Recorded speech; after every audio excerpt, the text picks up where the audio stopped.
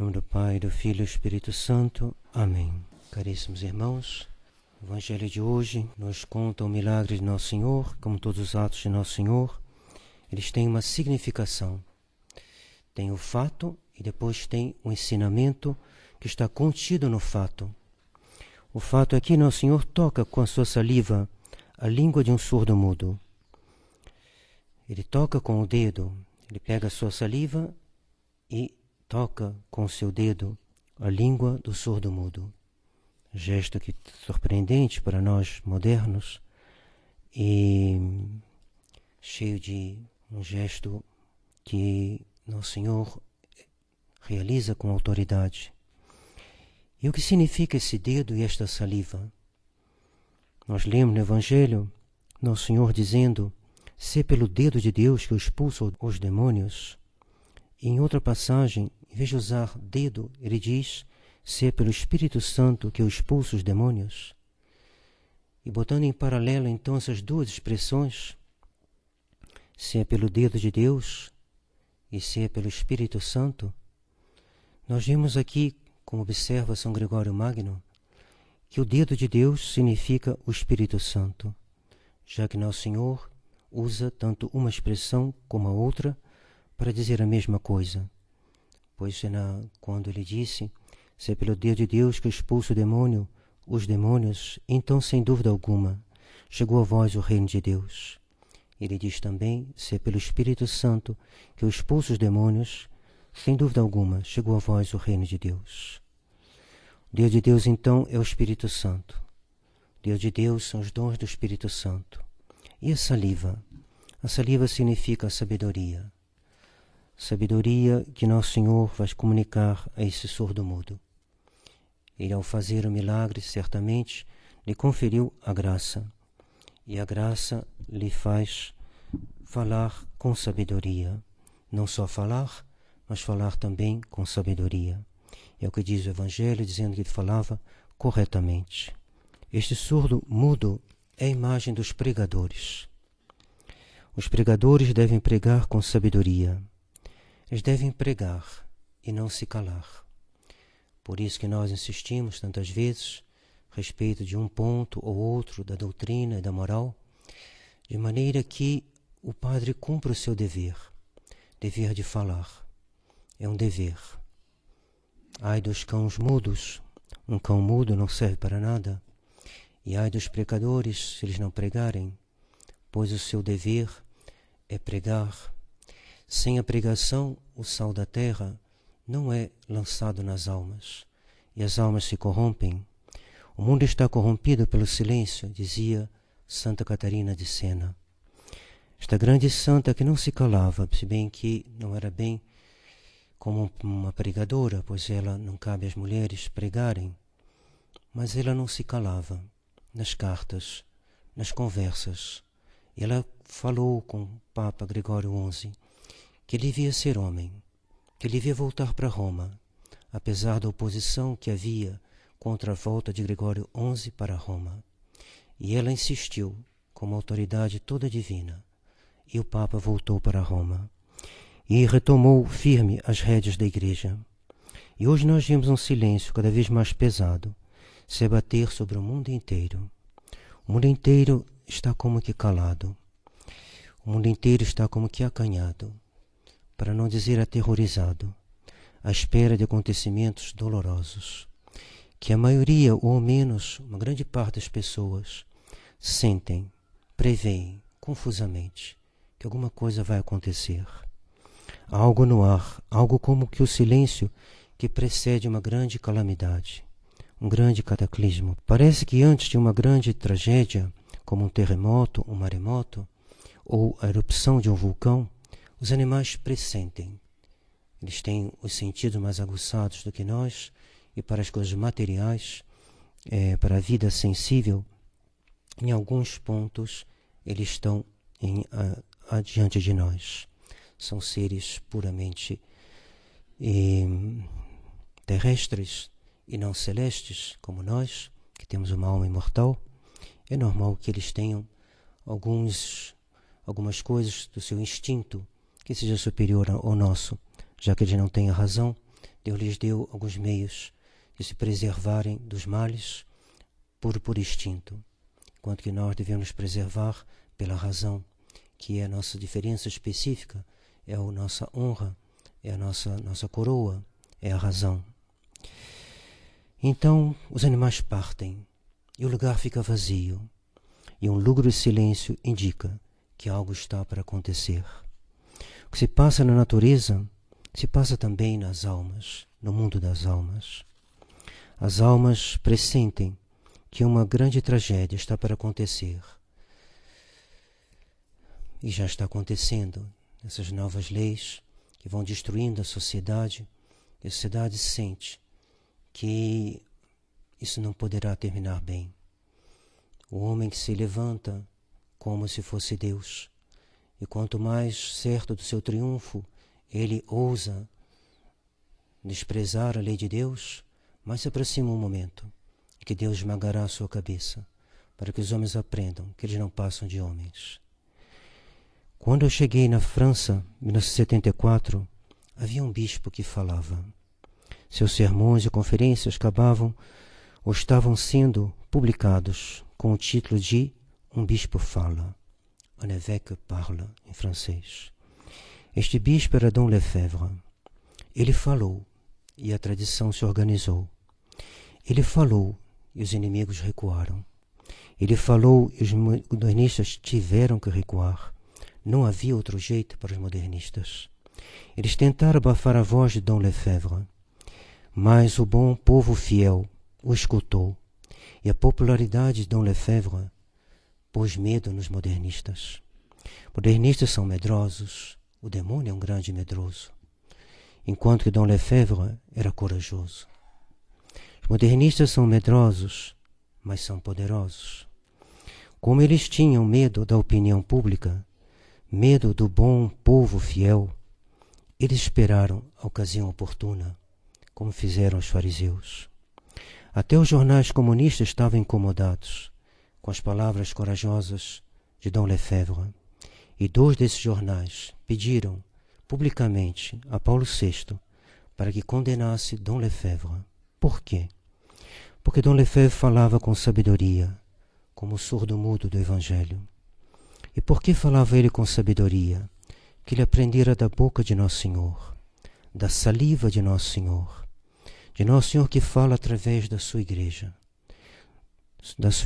que tem um magistério. O magistério da igreja é essa garantia de que quem está falando é Nosso Senhor. Nosso Senhor se serve do magistério da igreja para nos ensinar, para nos guiar. Quando há uma questão moral que aparece a respeito de um fato novo, como algumas coisas da medicina, que hoje criam uma situação que é necessário fazer um discernimento à luz da teologia moral, é o magistério que decide. Pio XII resolveu grande número de problemas morais suscitados pela medicina moderna. E quando Pio XII fala, quando a igreja fala, quando a igreja engaja o seu magistério, é Nosso Senhor que fala. É Nosso Senhor. E esse foi o ponto, me parece, mais marcante do ensinamento de Dom Lefebvre. Ele, sempre que nós íamos conversar com ele dizia: vejamos o que diz o direito canônico. Pegava o livro e abria. Vejamos o que dizem os papas. Pegava e abria. Vejamos o que diz o magistério, pois o magistério da igreja é Jesus Cristo que está falando. E o que nós queremos é isso.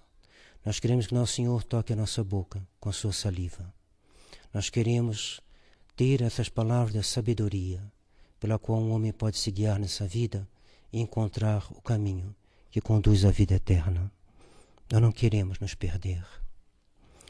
E esse magistério, do qual os liberais e os modernistas se recusam a utilizar devidamente, porque os liberais e os modernistas não creem na verdade, não creem em Nosso Senhor, que é a verdade, creem com uma fé diminuída, creem com uma fé corrompida, creem de uma maneira que os impede de fazer uma proclamação dogmática, já que, como diz São Pio X, eles perverteram a eterna noção da verdade.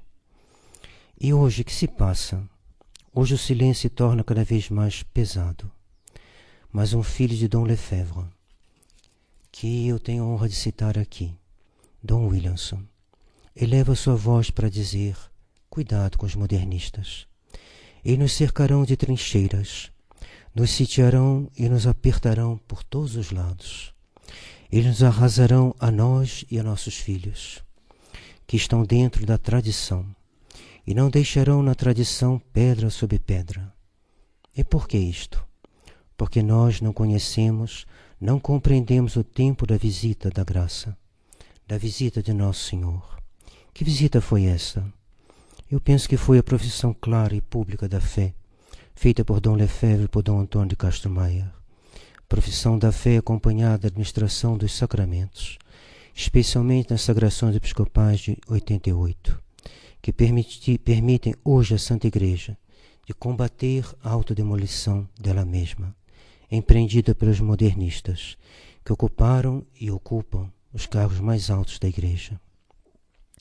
Todos os antigos ouviram Dom Lefebvre, mas há já alguns que começam a se esquecer do que ele disse, ao que parece. O momento é delicado, as palavras têm que ser bem pesadas, porque nós estamos num momento, talvez, de uma certa encruzilhada. Estudai, dizia Dom Lefebvre,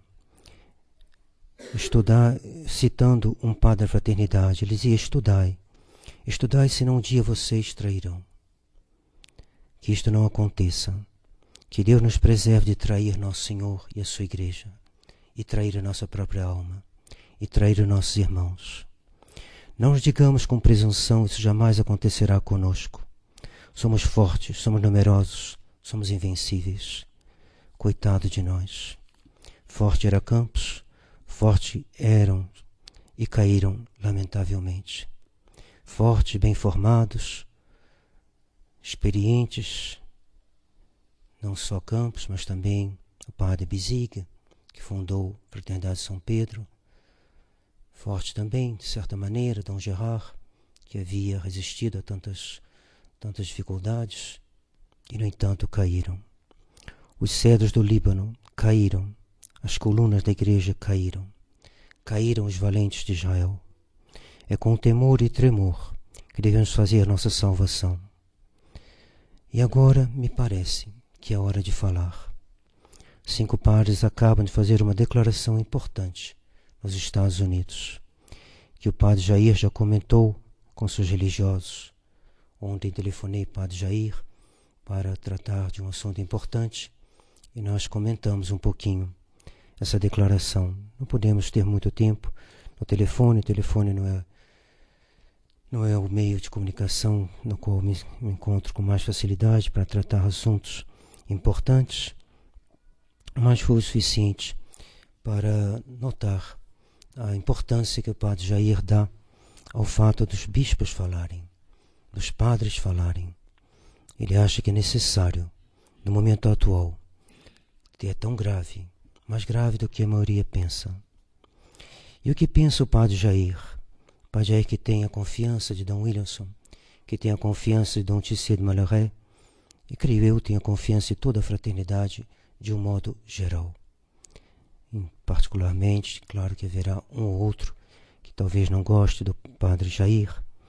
É assim na vida, ninguém pode agradar a todos. Se eu quisesse agradar aos homens de São Paulo, eu não seria discípulo do Cristo. Eu devo agradar o Cristo e não os homens. Ora, o que pensa o padre Jair? Ele pensa que a hora é grave, é que é necessário que os bispos falem.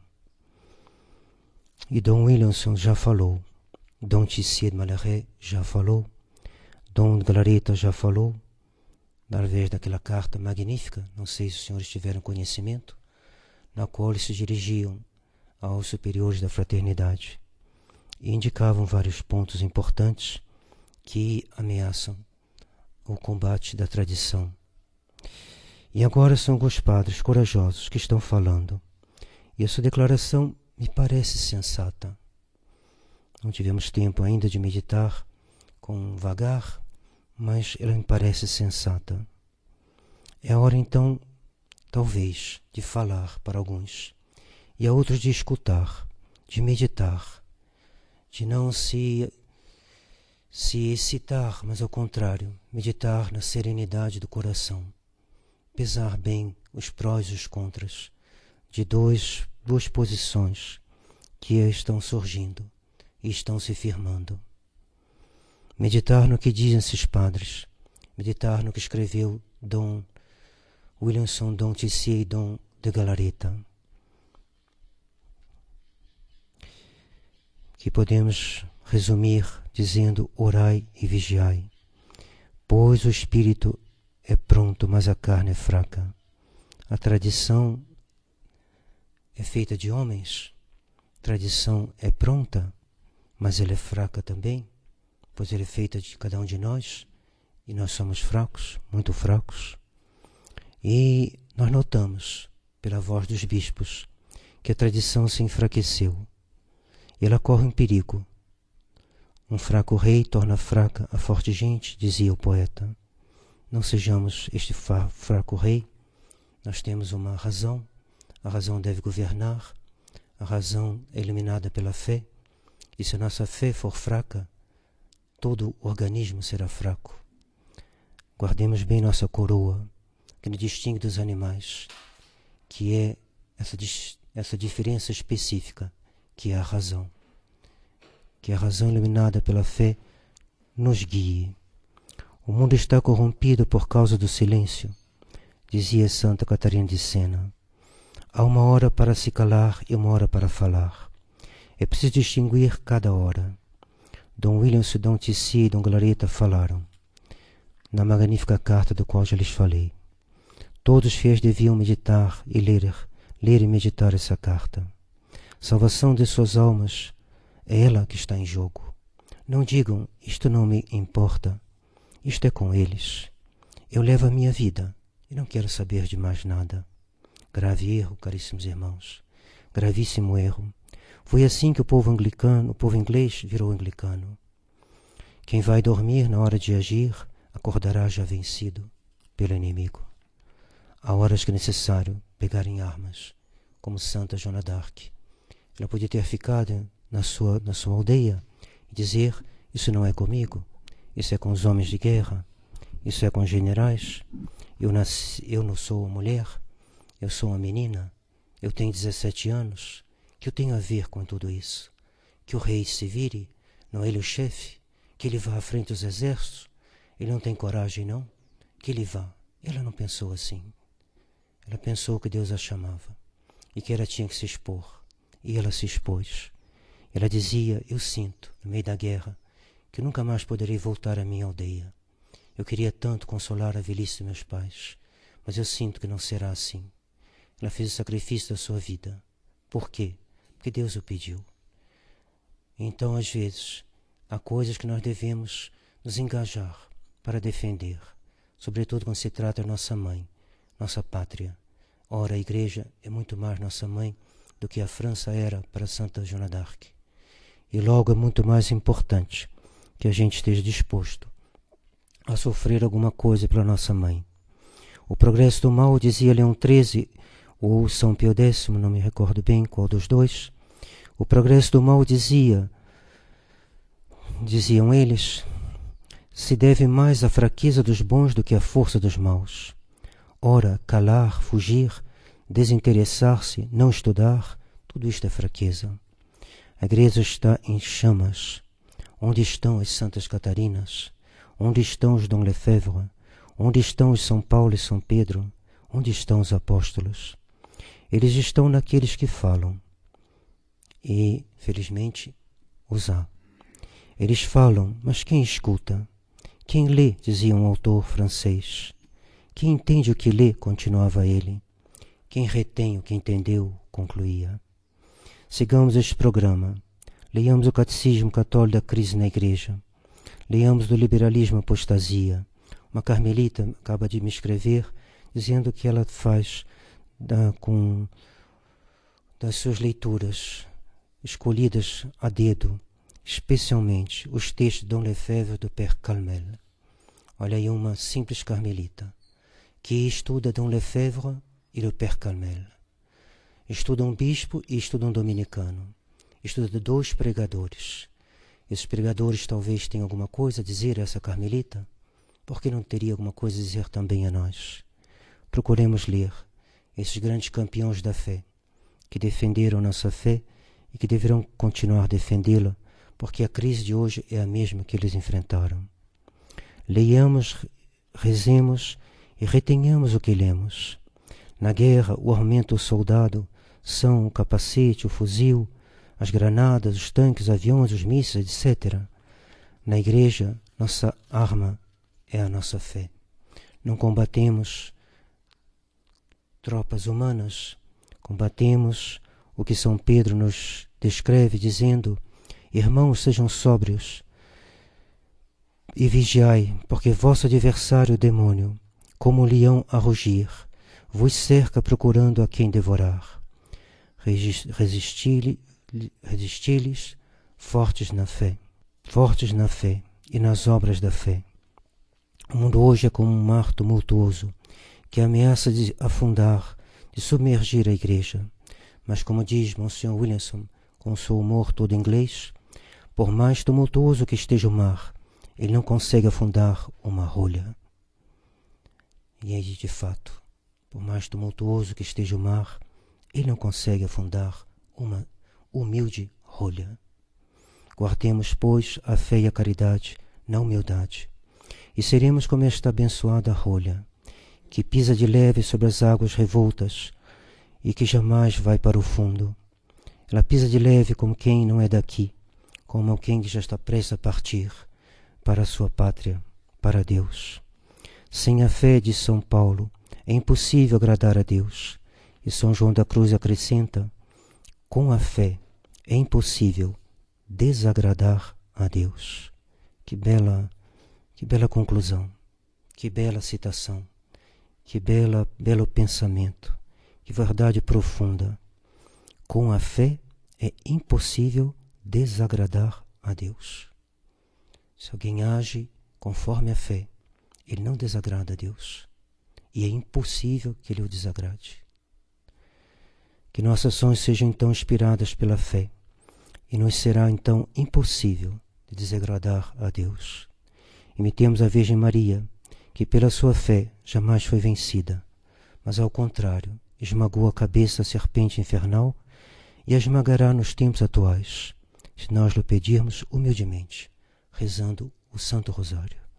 Em nome do Pai, do Filho e do Espírito Santo. Amém.